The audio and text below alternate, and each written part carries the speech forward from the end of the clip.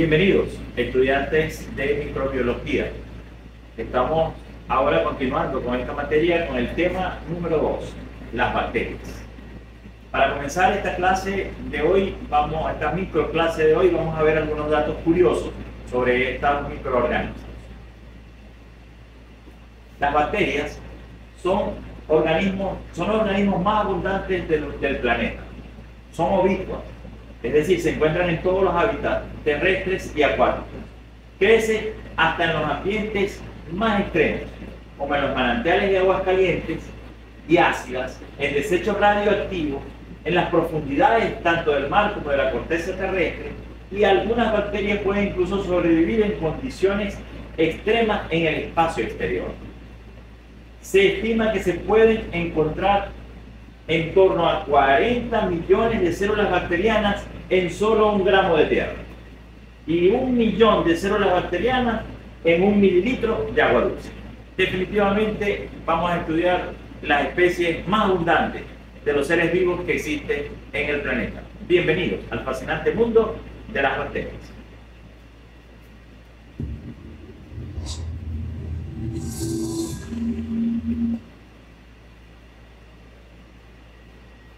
Este tema lo vamos a estudiar contestándonos 7 sencillas preguntas. La primera, ¿qué son las bacterias? Segundo, ¿cómo están conformadas?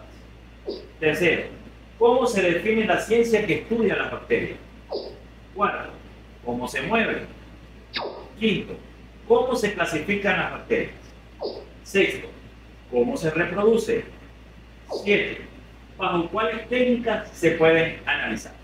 Comencemos pues a contestar la pregunta número 1. Las bacterias y su definición. Básicamente podemos decir que las bacterias son seres microscópicos unicelulares, es decir, son procariotas, no son eucariotas. Por lo tanto, ellas contienen núcleo no definido y tienen propiedades muy particulares que no tienen otras células de los seres vivos, las bacterias. ¿Cómo se define la ciencia que estudia la bacteria? Pues sencillo, bacteriología. La bacteriología es una palabra compuesta, bacteriología. Bacterios son animales pequeños y logía es el estudio. Luego la bacteriología es el estudio de los animales pequeños, así se han llamado a las bacterias. ¿Cómo están conformadas las bacterias? Las bacterias tienen características muy particulares por ser células procariotas. Ellas están conformadas primeramente por un pilus. Pilus es la forma singular de pelos, la palabra que nosotros conocemos. Aquí están, fíjense que son como forma de pelos, ¿sí? Ellas ayudan a las bacterias a unirse a otras células y superficie. Estos pilus son los responsables de que nos enfermemos, porque entonces son ellos los que se adhieren a nuestros tejidos, a nuestros cuerpos, para formar entonces colonias, y así se producen las enfermedades o las patologías del ser humano y de todos los seres vivos. En segundo lugar encontramos a los cromosomas. Los cromosomas, ¿sí? Los cromosomas son moléculas circulares de ADN que contienen la información genética de la bacteria. Como a eso comparten con los otros seres vivos, con las otras células. Contienen exactamente el ADN, la información genética de la bacteria. La tercera parte de la bacteria sería el citoplasma. Es donde se llevan a cabo las funciones para el crecimiento celular y el metabolismo y la replicación. Importante, el citoplasma para todas las células también es una propiedad compartida con las células eucariotas. Es donde se llevan a cabo las funciones para el crecimiento celular, el metabolismo y la respiración. Es ese líquido conformado por algunos componentes químicos que pueden hacer estas cosas. El siguiente, los plásmidos. Aquí están los plásmidos, que no son otra cosa que algunos agregados nucleares o citoplasmáticos de sustancias estables, generalmente son proteínas, ¿sí? Los plásmidos. Siguiente, los ribosomas. Aquí están los ribosomas. Los ribosomas, aquí están los ribosomas. ¿Sí? Los ribosomas son estructuras formadas por ahora no ADN, sino ARN. Es decir, el ácido ribonucleico. Por eso se llama ribosoma. Los ribosómicos que se encargan ahora de la síntesis de las proteínas para alimentar la bacteria y alimentar entonces este tipo de células. Siguiente. La membrana plasmática. ¿Sí? Es esto amarillo que está acá, ¿lo ven? La membrana plasmática. La membrana plasmática constituye una especie de barrera osmótica, es decir, recuerden, no importa, una barrera osmótica que regula el paso de las sustancias entre el interior y el exterior de las bacterias. Sí, esa es la membrana plasmática. Sigamos. La pared celular. La pared celular, fíjense que entonces es el de color rojo, la pared celular, el de color rojo, es una capa externa que protege a la bacteria y le da forma. Seguidamente encontramos la cápsula, que es una estructura que envuelve a la bacteria y le protege de la fagocitosis, es decir, de que otros organismos más grandes que ella se las coman.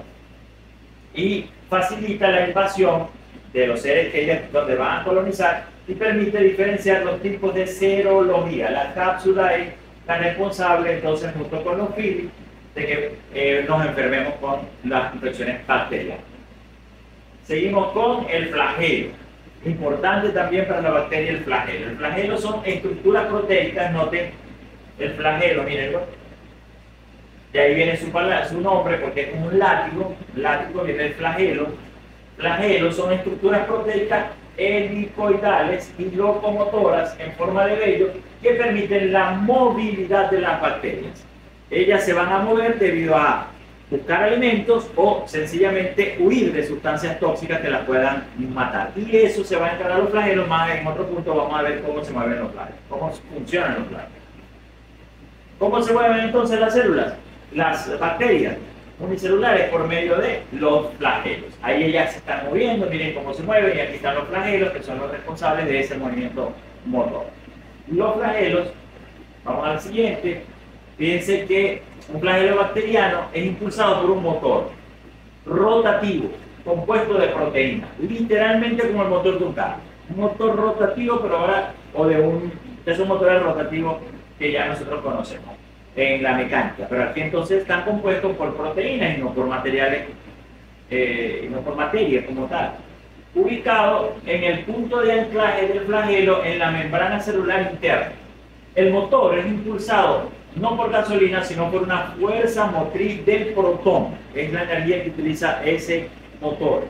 Es decir, por el flujo de protones, iones de hidrógeno, a través de la membrana celular bacteriana debido a un gradiente de concentración creado por el metabolismo de la célula, que es donde saca entonces la energía este motor para moverse, y así mueve las bacterias a velocidades importantes para poder reproducirse y colonizar. Vamos. Ahora, ¿cómo se reproducen las bacterias?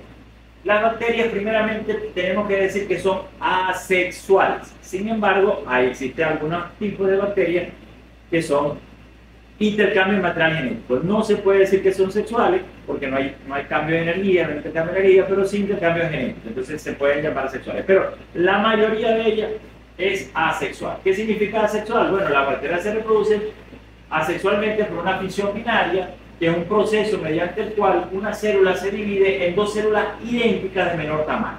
¿Sí? Sin embargo, estos microorganismos también presentan un tipo de reproducción sexual a través de un proceso denominado conjugación. Como les decía, no es el intercambio sexual normal, es conjugación.